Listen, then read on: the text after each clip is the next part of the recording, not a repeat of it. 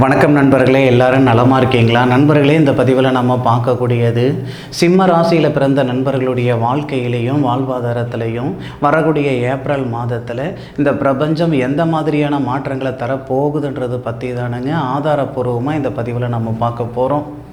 அது மட்டும் இல்லைங்க, மாத பலன்கள் நம்ம சொல்கிறோம் அப்படின்னா எந்த பாவகத்தில் எந்த கிரகம் இருந்தால் யாருடைய சாரம் வாங்கினால் எந்த அடிப்படையில் மாத பலன்கள் வரும் அப்படின்றத பற்றியும் முழுமையாக அந்த பதிவில் நம்ம பார்க்க போகிறோம்.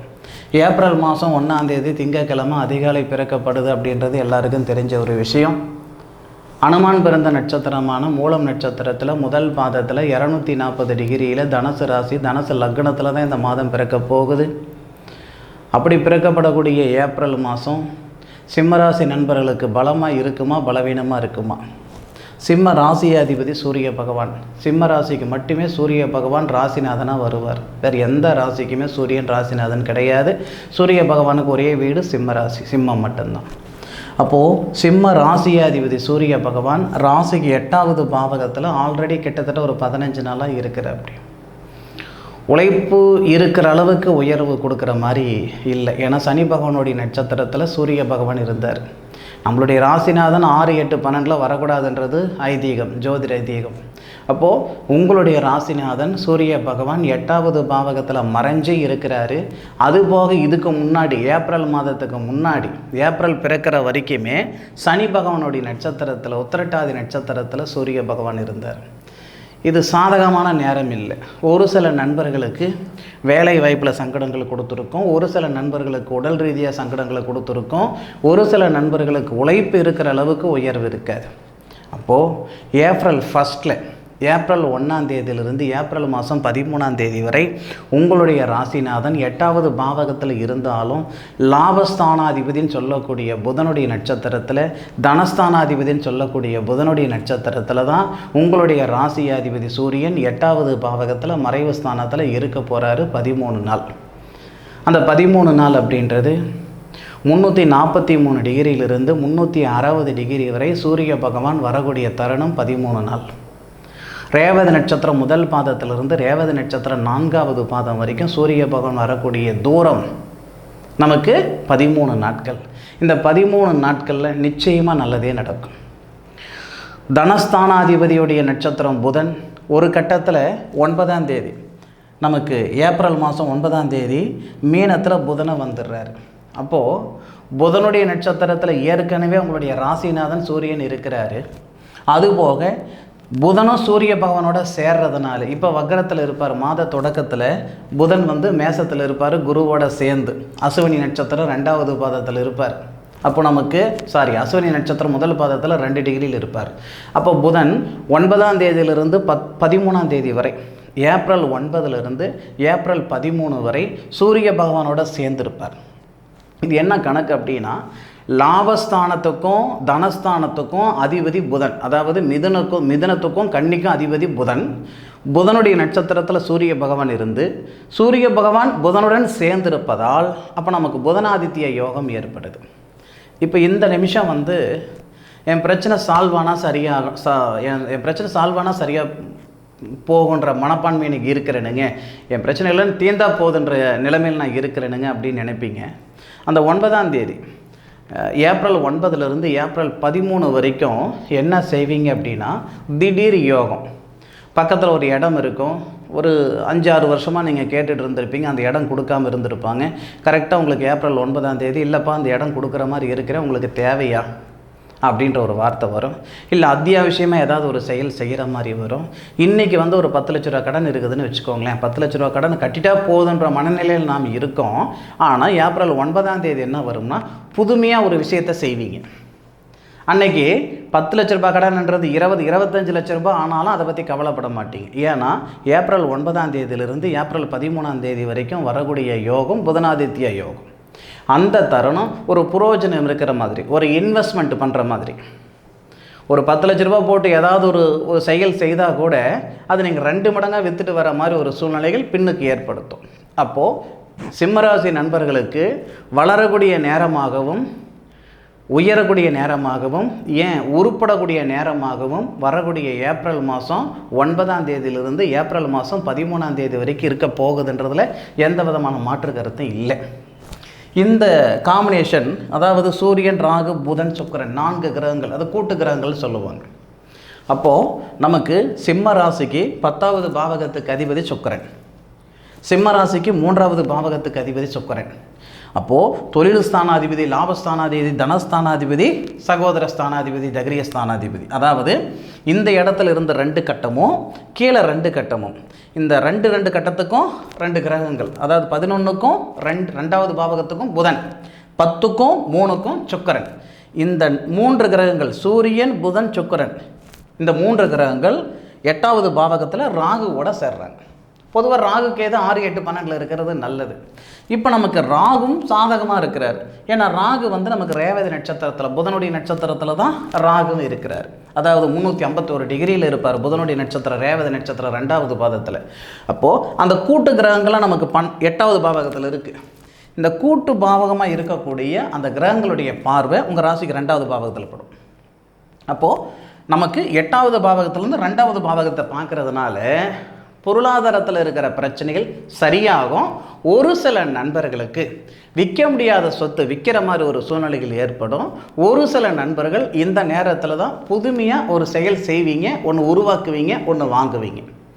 இந்த மாதிரி ஒரு அமைப்புகள் நிச்சயமாக இந்த சிம்மராசி நண்பர்களுக்கு ஏப்ரல் மாதம் 9லிருந்து ஏப்ரல் மாதம் 13ஆம் தேதி வரைக்கும் நிச்சயமாக வர்றதுக்கு வாய்ப்பு இருக்குது.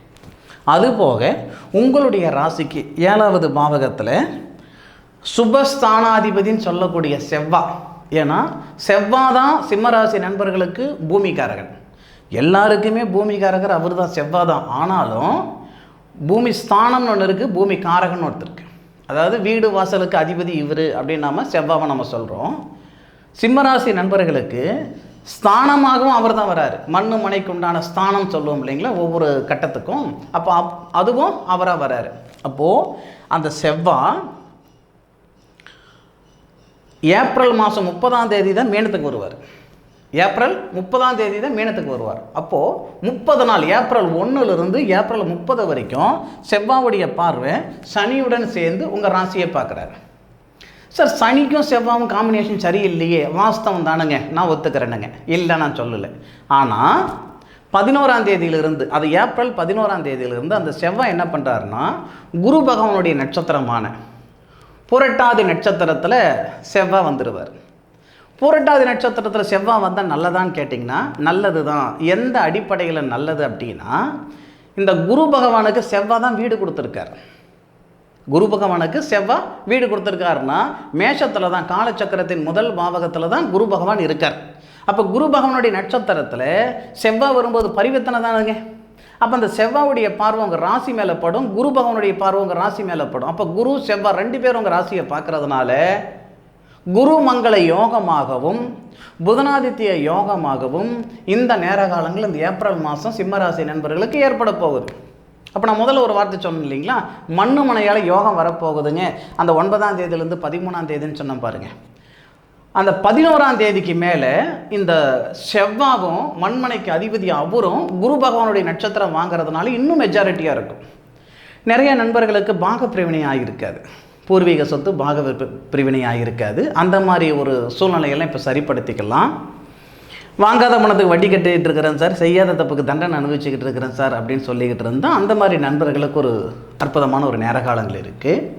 அதுபோக புத்திர பாக்கியத்தில் தாமதம் ஏற்படுது சார் அப்படின்னா, இந்த குரு அப்படின்றவர் புத்திரஸ்தானாதிபதி, புத்திரக்காரகர். குரு நம்ம ராசியை பார்க்குறாரு, ஆல்ரெடி பார்த்துக்கிட்டு இருக்கிறாரு.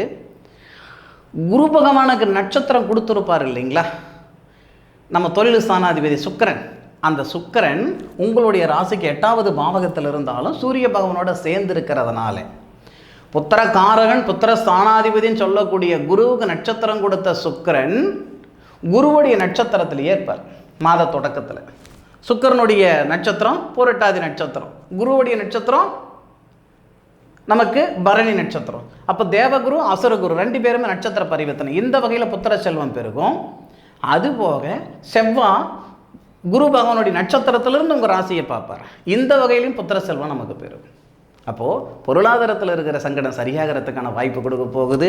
படித்த படிப்புக்கு உண்டான வேலை வாய்ப்பு, சூரியனும் புதன் ஒரு பாவகத்தில் இருந்தால் படித்த படிப்புக்கு உண்டான வேலை வாய்ப்பு கொடுக்க போகுது. புத்திர வளர்ச்சி ஏற்படுத்த போகுது. கடவுள் புண்ணியத்தில் சிம்மராசி நண்பர்களுடைய வாழ்க்கையில் ஒரு சிறப்பான ஒரு நேரமாக வரக்கூடிய ஏப்ரல் மாதம் இருக்க போகுது. ஏப்ரல் 13 வரைக்கும் தான் நம்ம பார்த்துருக்கோம். ஏன்னா சூரியன் யாருடைய நட்சத்திரத்தில் இருக்கிறாருன்றதை வச்சு தான் ஒரு சதமான பலன் நம்ம சொல்லிட்டு இருக்கோம்.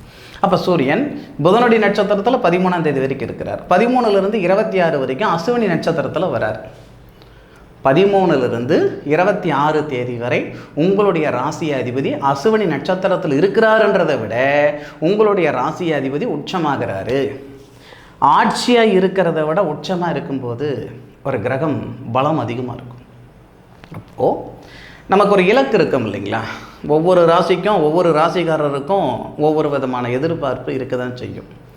சிம்மராசி நண்பர்கள் ஒருத்தர்கிட்ட வேலை செய்யணும்னு நினைக்கிறத விட ஒருத்தருக்கு வேலை கொடுக்கணும் அப்படின்னு நினைக்கிறதுல அதிகமாகவே நாட்டமாக இருப்பாங்க, விருப்பமாக இருப்பாங்க, ஆர்வமாக இருப்பாங்க. அப்போது உங்கள் ராசி அதிபதி உச்ச நிலையில் வரும் பொழுது கேது பகவானுடைய நட்சத்திரத்தில் 13 டிகிரி வரைக்கும் வர்றாரு. 0 டிகிரிலேருந்து 13 டிகிரி வரைக்கும் வர்றாரு. அந்த தருணத்தில் விநாயகருடைய திருத்தலத்துக்கு சிம்மராசி நண்பர்கள் போயிட்டு வந்தால் ரொம்ப சூப்பராக இருக்கும். உங்களுடைய ராசி அதிபதி கேது பகவானுடைய நட்சத்திரத்தில் வரக்கூடிய தருணத்தில் கேது பகவான் உங்கள் ராசிக்கு 2வது பாவகத்தில் தனஸ்தான குடும்பஸ்தானத்தில் இருக்கார். ஒரு சில நண்பர்களுக்கு பதவி உயர்வு வரும், வெளிநாடு சம்மந்தப்பட்ட வேலை வாய்ப்புகள் வரும், வெளிநாடு தொடர்புள்ள வேலைகள் வரும். வேலை வாய்ப்பு இல்லாத நண்பர்களுக்கு கூட இந்த நேரத்தில் ஒரு அற்புதமான வேலை வாய்ப்பு உருவாகிறதுக்கான வாய்ப்புகளை கொடுக்கும். விநாயகர் வழிபாடு ரொம்ப நல்லது. நீங்கள் காணிப்பாக்கம் விநாயகர் கோவிலுக்கு போனாலும் சரி, பிள்ளையார்பட்டிக்கு போனாலும் சரி, சுயம்பு விநாயகர் கோவில் எங்கே போனாலும் பரவாயில்ல. அதை விட பெஸ்ட்டு நம்ம ஊர்லேயே வேப்பமரம் அரசமரம் 2 சேர்ந்து இருக்கிற மாதிரி இருந்து அதன் அடியில் நமக்கு விநாயகர் திருத்தலம் இருந்தால் அந்த விநாயகர் திருத்தலத்துக்கு போகும்போது அரசமரத்தடி விநாயகர் கோயில் சொல்லுவாங்க. அதிலும் வேப்பமரமும் அரசமரம் சேர்ந்து இருந்தால் அந்த திருத்தலத்துக்கு போயிட்டு நம்ம வலம் வரும் பொழுது கண்டிப்பாக நிச்சயமாக இந்த கிரக அமைப்புகள் நமக்கு 100% சாதகமாக அமையும். அதுபோக சுய தொழில் செய்யணுன்ற எண்ணங்கள் நிச்சயமாக இருக்க தான் செய்யும். சிம்மராசி நண்பர்களுக்கு சுய தொழில் செய்யணும்னு நினைக்கிற நண்பர்கள் சூரிய பகவான் தொழில் ஸ்தானாதிபதினு சொல்லக்கூடிய சுக்கிரனுடைய நட்சத்திரத்தில் ஏறும் பொழுது, அதாவது 26ஆம் தேதி, 26, 27, 28, 29, 30 5 நாள். அந்த 5 நாளில் 26ஆம் தேதி விட்டுடுங்க, 27, 28, 29, 30 அந்த 4 நாள் தான் கணக்கு. அந்த 4 நாளில் சூரிய பகவான் சுக்கிரனுடைய நட்சத்திரமான பரணி நட்சத்திரத்தில் வராரு. அப்போது பரணி நட்சத்திரம் வரும்போது சுய தொழில் செய்யுங்க. நல்லா ஒரு விஷயம் புரிஞ்சுக்கோங்க, உங்களுடைய ராசியாதிபதி சூரியன் தொழில் ஸ்தானாதிபதினு சொல்லக்கூடிய சுக்கிரனுடனும் சேர்றார் ஃபஸ்ட்டு, கடைசியில் சுக்கிரனுடைய நட்சத்திரமும் வாங்குறார். ஏதாவது ஒரு வகையில் ஏதாவது ஒரு காலகட்டத்தில் சிம்மராசி நண்பர்களுடைய வாழ்வாதாரம் வளர்ச்சி வந்துடும். நீங்கள் எந்த இடத்துக்கு போகணுன்னு நினைக்கிறீங்களோ அந்த இடத்துக்கு அழகாக கொண்டு போய் இந்த பிரபஞ்சமே உங்களை விட்டுடும். அந்தளவுக்கு அற்புதமான நேர காலங்களாக வரக்கூடிய ஏப்ரல் மாதம் வரப்போகுது. சரியான முறையில் பயன்படுத்திக்கிடணும். காற்றடிக்கும் போது தூற்றிக்கிடணும், வயசு இருக்கும்போது வாழ்ந்துக்கிடணும். நேர காலங்களில் சௌகரியமாக இருக்குதா சௌகரியமாக இல்லையான்றது உங்களுடைய ஜாதகம் பார்த்தா தான் தெரியும். ஆக நம்மளுடைய ஜோதிடம் அப்படின்றது 100% உண்மை. ஜோதிடர்கள் வேணும்னா தப்பாக இருக்கலாமே தவறாக இருக்கலாமே தவிர ஜோதிடம் ஒருபோதும் தவறாக வராது. உங்களுடைய ஜாதகத்தை பார்த்து எந்த நேரத்தில் என்ன செயல் செய்யணுன்றது பார்த்து செய்யுங்க, நிச்சயமாக நல்லது நடக்கும். இந்த பதிவின் பற்றி கருத்துக்களை கமெண்ட் பாக்ஸில் பதிவு பண்ணுங்கள். என்னுடைய காணொலியை முழுமையாக பார்த்ததுக்கு மனசிலிருந்து மனமார்ந்த நன்றிகளை சொல்லிக்கிறேனுங்க. மீண்டும் அடுத்த அற்புதமான தருணத்தில் உங்கள் அனைவரையும் சந்திக்கும் வரை உங்களிடமிருந்து விடைபெறுவது உங்கள் வீட்டு ஜோதிட நண்பனான மா காளிதாஸ் மணிகண்டன். திருச்சிற்றம்பலம். வாழ்க வையகம், வாழ்க வளமுடன்.